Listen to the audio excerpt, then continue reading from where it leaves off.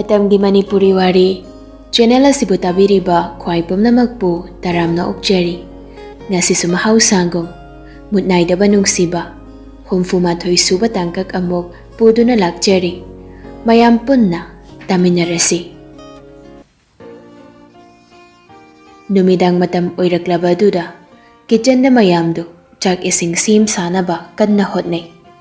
Thoibi sumagi thokpa ma plate thokpa kanna hotnari. Amana mukjay amana mukngang. Yaba kawwa layte. Asidang tawge haintana mana hekta ngamkre. Demi gana. Har, bema, yare ko. Mabok na soydana jayrani ko. Imaw jayningde ko ay. Mabok, yam boring jui. Aduna, awaba sunatira. Hoida, imaw na pamba do, hekto. Lay magiwado da demi gana. Nama jatkibase nungaitin hay, ichik hektik po khali. Santi na amok. Aduni jema, ihanghang wadong na daw. Demi gana. Yam na magunlay ba nupin? Ako'y napaw ba tamdyan na pamoy ko?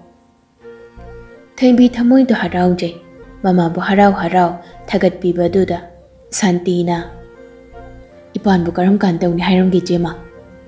Khangde ne numit tang dabadu mate hairamde akhoi pulap jase aisu yaungdu ni koi jema jatta lagta ya bana tene loina mak jatawri bani laimana as ainde ne atai lairi mabung do nahan yam sauki bado hayinga muk tathi tawrak ladina kamain dawni na khali bani imasi kaishu tawroi tatawdu yam phabani Imana wari pumba soydana saramgani.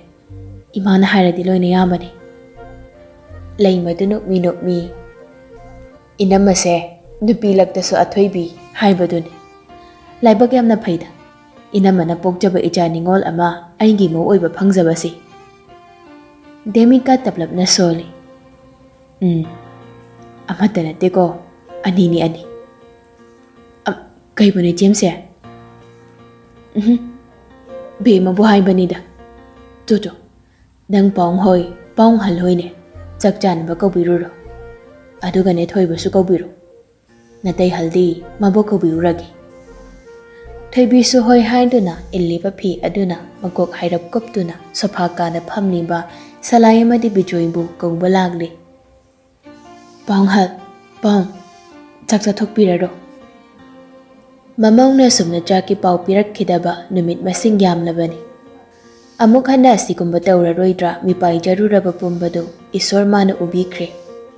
Mamang da nungsina maku animak yenglagtuna chap manana khumlagli. Oho. Thaybi makwengi room da mukara I arnap layba ude. Mana hek layba room adom da mukla I aduda shu udre. Thaybibu kadayda chatkrabano khanna makhoingi roomda muk changlai. Washroom do mi laibagi samin phangbaduda khangni arnab ni haiba. Hobe arnab na senaba dress ado khandoktuna phamungduda irenjana thammi. Ngaihaki matung nupado suluraduna thorakli. Thaybi phamduna leiramba duda towel dumaga thorak boibana khara khajik khautak chai. Nupi masu chap mane. Arnab tamichina phangbo yengba ngamde. Adugo ma handokpadi tawde adumang phamung machiduda phamli. Arnab su masam achotpadu taythok tuna mirror mamangduda kari no khara taisili mamai mamit masa pomba. Kuina sangthana matam laurudre dress tu phatsetina bahotne. Thaybi na tapna dress tu sira thame. Arnam amay padlay thoraktuna phamungduda miting thamlai. Jongsinduna dressing adu lawgenon tharakpada thoibi na khangay hayrai. Kainom pa eh. Arnab karino hayba kumyenglai thoibi da. Thoibi shumakot kodombidu nupado ki lukham adom da thilladuna. Sida. Arnab chumna mukliptuna lukhamdu makhuna muk anirak phat nantay. Nupado na tawriba du michina hairap yenglai. Phok haugatuna koning kangkhatuna lamlai makhut machaduna ꯇꯋꯦꯜꯗꯒꯤ ꯂꯪꯂꯥ ꯑꯃ ꯇꯥꯍꯧꯗꯨꯅ ꯑꯔꯅꯥꯞꯀꯤ ꯃꯁꯝꯗ ꯅꯞꯂꯤꯕꯗꯨ ꯂꯧꯊꯣꯛꯅꯕ ꯍꯣꯠꯅꯩ꯫ ꯇꯧꯒꯦ ꯌꯥꯎꯅ ꯇꯧꯔꯤꯕ꯭ꯔꯥ ꯂꯝꯍꯦꯟꯕꯤ ꯑꯉꯥꯡꯗꯣ?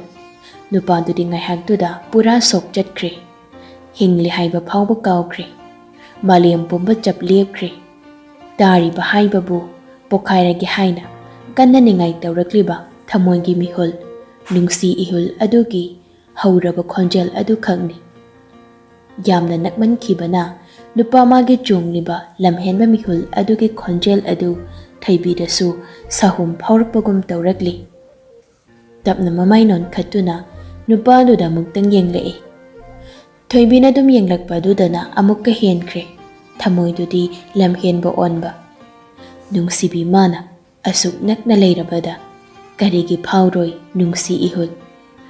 ꯀꯔꯤꯒꯤꯗꯤ ꯍꯥꯏꯔꯣꯏ ꯊꯃꯣꯏ ꯃꯥꯅ ꯑꯣꯏꯔꯣꯏ ꯂꯝꯍꯦꯟꯕ? ꯏꯟꯁꯤꯜꯂꯛꯂꯤ ꯊꯃꯣꯏꯗꯨꯅ ꯌꯥꯝꯅ ꯑꯀꯟꯕ ꯄ꯭ꯔꯦꯁꯔꯗ ꯂꯝ ꯍꯦꯜꯂꯣ, ꯂꯝꯍꯦꯟꯕ ꯑꯣꯜꯂꯣ ꯍꯥꯏꯅ꯫ ꯑꯔꯅꯥꯞ ꯃꯃꯤꯠ ꯑꯃꯨꯛꯇꯪ ꯎꯏꯁꯤꯜꯂꯒ ꯐꯨꯡꯒꯠꯂꯤꯕ ꯄꯨꯝꯕꯗꯨ ꯁꯣꯔ ꯑꯁꯥꯡꯕ ꯑꯃ ꯍꯣꯟꯗꯣꯛꯇꯨꯅ ꯊꯣꯏꯕꯤꯗꯒꯤ ꯈꯣꯡꯐꯝ ꯐꯠ ꯍꯟꯗꯣꯛꯏ꯫ ꯑꯗꯨꯒ ꯃꯥꯒꯤ ꯗ꯭ꯔꯦꯁꯁꯤꯡ ꯑꯗꯨꯕꯨ ꯇꯥꯞ ꯄꯥꯏꯈꯠꯇꯨꯅ ꯑꯇꯣꯞꯄ ꯔꯨꯝ ꯑꯗꯣꯝꯗ ꯆꯠꯈ꯭ꯔꯦ꯫ ꯊꯣꯏꯕꯤ ꯂꯦꯞꯂꯤꯕ ꯈꯣꯡꯐꯝ ꯑꯗꯨꯗꯒꯤ ꯃꯆꯤ ꯂꯦꯡꯗꯦ꯫ ꯈꯟꯖꯩ ꯃꯊꯟꯇꯁꯨ ꯑꯩꯁꯤ ꯇꯨꯝꯉꯝꯕꯤꯔꯥ?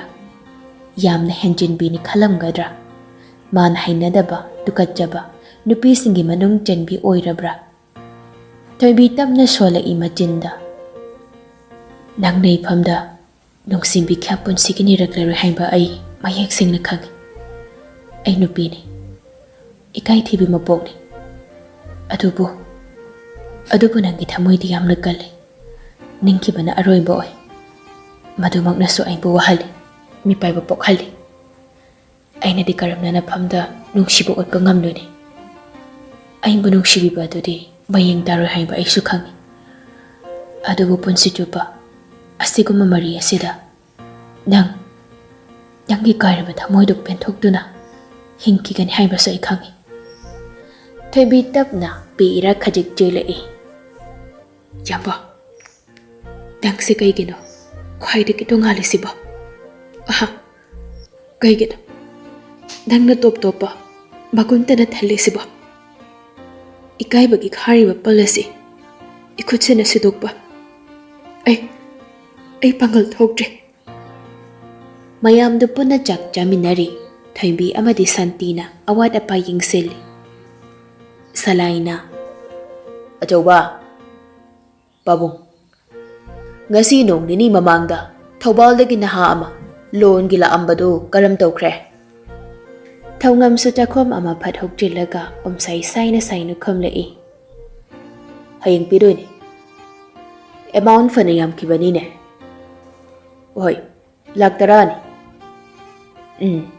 ꯌꯥꯝꯅ ꯆꯦꯛꯁꯤꯜꯂꯨꯀꯣ ꯊꯕꯛ ꯇꯧꯕꯗ꯫ ꯃꯤꯒꯤꯁꯨ ꯑꯋꯥꯕ ꯀꯣꯛꯆꯕ, ꯑꯩꯈꯣꯏꯒꯤꯁꯨ ꯃꯥꯡꯕꯁꯨ ꯀꯌꯥ ꯌꯥꯗꯦ꯫ ꯍꯣꯏ ꯄꯥꯕꯨꯡ꯫ ꯑꯗꯨꯒ ꯑꯉꯥꯡꯁꯤꯡꯒꯤꯁꯨ ꯊꯥꯒꯤ ꯁꯦꯂꯔꯤꯗꯨ ꯃꯇꯝ ꯆꯥꯅ ꯄꯤꯊꯣꯛꯀꯗꯕꯅꯤ꯫ ꯍꯣꯏ, ꯗꯦꯠ 1ꯁꯦ ꯐꯤꯛꯁ ꯗꯦꯠꯅꯤ꯫ ꯄꯨꯡꯁꯤꯡ ꯐꯥꯎꯕ ꯁꯣꯏꯍꯟꯗꯦ ꯄꯥꯕꯨꯡ꯫ ꯕꯤꯖꯣꯏꯅ ꯑꯗꯨꯅꯤ ꯏꯆꯥꯁꯥ, ꯍꯧꯖꯤꯛꯇꯤ ꯑꯩꯈꯣꯏꯅ ꯆꯥꯎꯌꯦꯡ ꯌꯦꯡꯕ ꯅꯠꯇꯅ ꯃꯥꯏ ꯑꯣꯟꯁꯤꯜꯂꯛꯂꯔꯣꯏ꯫ ꯅꯈꯣꯏ ꯑꯅꯤꯅ ꯃꯨꯟꯅ ꯇꯥꯟꯅꯔꯒ ꯊꯕꯛ ꯈꯨꯗꯤꯡ ꯃꯥꯏ ꯄꯥꯛꯍꯜꯂꯨ꯫ ꯍꯣꯏ ꯄꯥꯎꯡꯖꯥ꯫ ꯑꯔꯅꯥꯞꯅ ꯍꯌꯦꯡꯗꯒꯤꯗꯤ ꯑꯩꯁꯨ ꯑꯣꯐꯤꯁ ꯆꯠꯂꯅꯤ꯫ ꯌꯥꯝꯕꯨꯡꯍꯟꯒꯤ ꯁꯦꯗꯨꯜꯗꯨꯃꯁꯨ ꯑꯩꯉꯣꯟꯗ ꯊꯥꯖꯤꯟꯕꯤꯔꯛꯑꯣ꯫ ꯊꯧꯉꯝꯅ ꯍꯥꯏ, ꯅꯣꯡ ꯅꯤꯅꯤꯗ ꯂꯩꯈꯣꯗ꯫ ꯍꯧꯖꯤꯛ ꯀꯥ ꯍꯦꯟꯅ ꯆꯤꯟꯕ ꯑꯣꯏꯗꯦ꯫ ꯌꯥꯅꯕ ꯑꯗꯨꯝ ꯁꯤꯟꯈꯤꯁꯤ꯫ ꯌꯥꯅꯤꯗ꯫ ꯊꯣꯏꯕ, ꯅꯃꯥꯏ ꯅꯃꯤꯠ ꯃꯤꯠꯐꯝ ꯏꯇꯥ ꯇꯥꯔꯤ꯫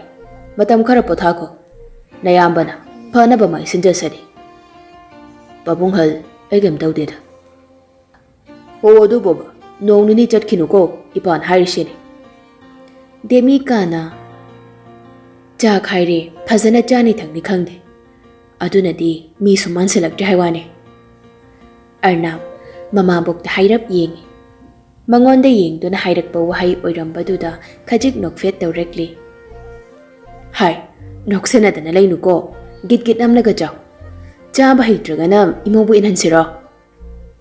ꯊꯣꯏꯕꯤ ꯈꯪꯄ꯭ꯔꯦꯛ ꯈꯪꯉꯤ ꯗꯦꯃꯤꯀꯥꯒꯤ ꯋꯥꯍꯩꯗꯨꯗ꯫ ꯃꯃꯥꯏ ꯃꯃꯤꯠꯇꯨ ꯏꯊꯛ ꯊꯛꯀꯅ ꯐꯠ ꯅꯣꯟꯊꯈꯤ꯫ Thongam mamada pairap yenglae Demika gi karan khuta duda Salaina Charo Aidi hogale hai Arnab mamay khajikta phawbanon khalakta chaktu git namsinduna chai Matawaduda leimaga Demika gadu yengnaduna nokli Thongam ising yawum ama thakladuna mama anigi irangduda tablap hairi Hanu thangda karanita hekta dana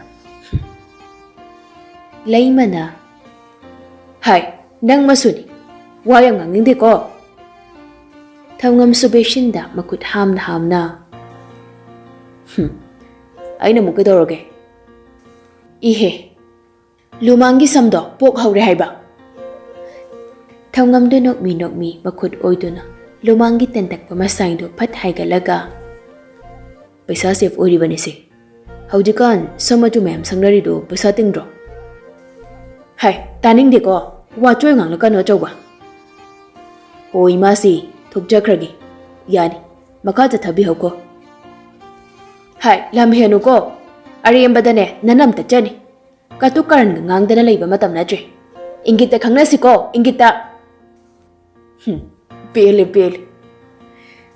Asi hairam laga thokre Amadagi ama Wari khongsang bitawduna kitchen duda phana kuina ilang duna le Thaibidu imungi thabak loishinbadu mana ngamba kharadi loisin biramduna makwangi room duda ka khalakli Arnabti hanana tumduna leirami matai tap napna adu pakpa phamungdu mi tumdabaga chap mane khajikak tumda yadabagum matai duda ni tumlibadu Thaibi nokningluramal tamna noklei Masu kachin thangbadom da kakhatuna tapna hipthe Ani dugi mayaidu mi ahum mari tumla suyambagi space ni lairibadu Thoimbi Arnab lomda mamay onsilagduna tapna kaurae Yamba Tabra Arnab pura tumthabadi oidabana mamay laisilagduna khumlae Tai Koina toiduba Kadoroge Thembi nukmi Makhanda on thaba soiraroi Somla khara changsilak payadabro Arnab masando lengduna Thembi romda khara changsilai Mata manina Arnab to Thembi de yenglai karino haibagum Thembi sumamaiduna kan amaromda on thokduna tungkre Machinduda su tablap solai Ikai haise sukang khangde Masino pase Bed haisene Bed ne bed Asi hairaga machin machadu paithokduna sugatli Hayeng diri tagi angang ipan thamba numitni Laimaga Demika gadu chakchaba hek tokpaga hayengi punaba acha athak angangi mapi marol sing leiruni haiduna chatkre Thoimbi su hanadagi masayamna phagatli nungaitaba thudokpa karisu leitre Masana masambu wakal nungai thokna basu ayamba matamda hotnanjay Arnapu su harauna loinabi Ikoi thokpa Maria dosu nupi mana khara khajikti naksinaba hotnanjay Arnab su pukningdo ipenta penjaba haibadu oirambani nupi mana harau mambu loinabi baduda Yambongi pisu gadaba atopa kai lairige Aina mani budi khandoklei Arnab TV ke volume du khara lai tharaduna Nangi simbo pisu ke haribra Hoi Arnab TV yang namni badu muthatlaga haugalakli Kadaino ai surage Yani ai gi susudoini punna surage Hoini adubu haimba washing machine da punna hapamo ai surage Thaibi mamitu khanglaw thorakladuna Kaino yamba ayrum suzage Ihe wayam naida aina haibadu daw As yarohe kaide wanoda Adu hairaga phet launa washroom da changkri Arnab su khonglei thuna changsilai Thoimbi Arnab da mamai phatlai silakduna Aima Akhoi alawai dongna isingse pukri dagi holaga sudongna ti kaino khangde Asi hairaga washroom gi thongdo gam launa thingjinkri Arnab su Lukamdu hairab hotlaga tumin lephauri. Thoimbi manungduda isong macha ama tauri. Kaino masibo? Kaigum kandaso sumaini yamna kiraga loksilakani ba? Nupa thok tawba matangdana yamnem senabi. Nate, ainge phaniko kayo sibu manasugi batamdi kari mino. Ngang dana pisu phazana sudokle. Loiraduna teresta phawdoklo ke haidana bucket achauba mahaptuna thorae. Men man amata tahawba nate thoimbi gi makuttage bucket tu tap lawkhiduna mathakta gam kakhatpa hawkre. Thoimbi tingak yenglamlaga maso gam nupadubu tanarakle. Bucket adudagi phi amamamta oina lawthokduna phawdokli. Thoimbi changselakduna bucket tu phaching thokduna pairap yenglei nupaduda. Kaino yamba chalo saida. Sirapiro lamhelakano. Thoimbi du khwangadu me laduna. Ho kaino yamba yamungi phi khaknati surise kaino khangge me aingi su yaini. Arnab thawa isa sadana. Hoine, adu boba, kaisu kaide pirose. Thoimbi du handak ti khangsaw hek sawgale e. Phanek pai ga haira, ha, nate, phanek se pai ga haira ba. Phanek da nate ne, kai no me am yauri ne. As, chalo. Amda chalo hai ba, ai sum saw ni nge ko. Arnab nokning badu khangjillaga tabli khong thang ba hawi, wadi makha darodri. Adu khangna chopunu pa oidabana ilem hek lem zarakli. Thoimbi shunupadu chatkibaduda phi phawdokpa loiseli. Aduga machin pairap solakli. Tani khai he khairna. Kaisuna drasu ilem heglem senai siengoba. Amuk sunok jerekli mathanta yamna ingba minok ama.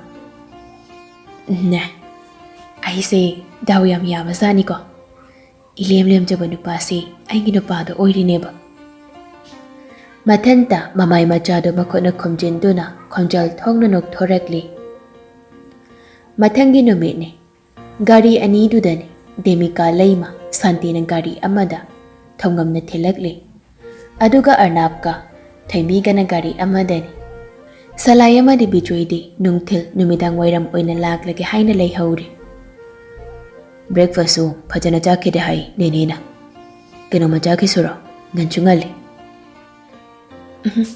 Yani chaningre. Horen jak thengadi lamuidro. Yani ba. Ado nang hidak chadoi ni ko. Chaklu thengna jakano. Hoi ba. Hidak de aina nangi beki saitu da hapkrabani. Thoimbi handang mukso nokmi tawraduna. Hoi ba. Arnab su kari do chumdring thauduna sinai khuladulan silakli. Kuina urudraba mapam lamdam. Nungshiba khungang adubu ujaba duda pukning du tanik laurakli. Nokmi bamai thong dudagi sukhen hen kidre thoibi do. Thonggal duda gari ani du mari thaujilakpa duda imungdagi binoga memton gadu sumang tamna jen thorakduna harau kausilakli. Thoimbi Arnab da onsilanduna. Ado Arnab su thong hangdoki tawrambadu jab lepduna karamba yawabu tawtharakadabano tazaragi injaragi yazaragi haina mamai leiselakli. Hairo. Yamung chatladoira. Hoi. Imasi wenga puna leiminaramo. Amuk laktoi natro. Laanu hairo. Thoimbi machin machandu paira. Laktradi airi siradum lehautaba. Nong nini leiningira. Thoimbi du sauninglap mamit paina mungtang yenglamlaga thongdo hangdoktuna phat kumthai. Makol khara thokna gamlaungna thingjilai. Saptra macha amaga loinana. Mamai du thongnangduda hairap chep tharaga. Punsi tu palai horage. Yaraba natro si orade. Si natroba yambungna pamido. Phare chala. Wahai amani do hairam langa phet launa jangkri.